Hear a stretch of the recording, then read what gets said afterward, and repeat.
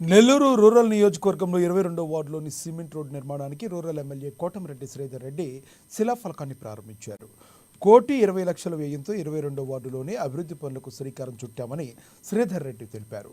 రాష్ట్రమంతటా కూడా అభివృద్ధి పనులతో ముందుకు దూసుకువెళ్తుందని, ఆర్థికంగా రాష్ట్ర ప్రభుత్వం దివాళా తీసినా గానీ ఈనాడు కూటమి ప్రభుత్వంలో చంద్రబాబు కీలక పాత్ర పోషించి రాష్ట్రాన్ని ముందుకు తీసుకువెళ్తున్నారని తెలిపారు.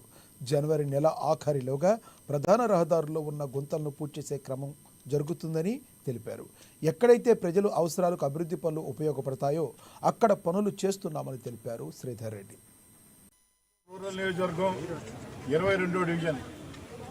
ఒక్క 22వ డివిజన్లో 1,20,00,000 రూపాయల వ్యయంతో దాదాపు 11 చోట్ల రోడ్ల నిర్మాణం.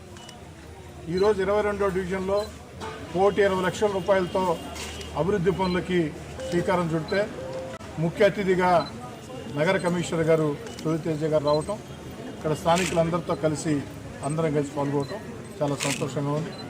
ఒక్క 22వ డివిజనే కాదు, రాష్ట్రంలో తెలుగుదేశం పార్టీ కూటమి అధికారంలోకి వచ్చిన తర్వాత రాష్ట్రం అంతా కూడా అభివృద్ధి పనులు వేగవంతంగా సాగుతూ ఉన్నాయి.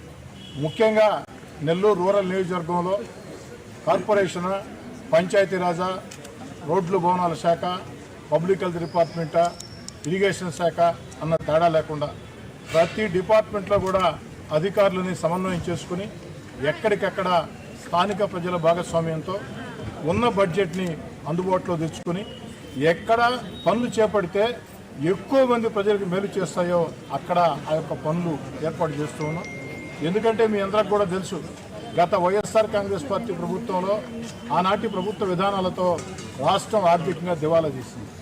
ఆర్థికంగా రాష్ట్రం దివాలా తీసినా ఈనాడు చంద్రబాబు నాయుడు గారు తన అపార అనుభవంతో ఈ రాష్ట్రంలో మన బిడ్డలకు ఉద్యోగాలకి లక్షల రూపాయల పెట్టుబడులు ఒక పక్క ఆకర్షిస్తూ మరో పక్క ఆంధ్ర రాష్ట్ర రాజధానిగా అమరావతిని అతి త్వరలో చూడచక్కగా రూపుదిద్దబోతూ రైతుల జీవనాడి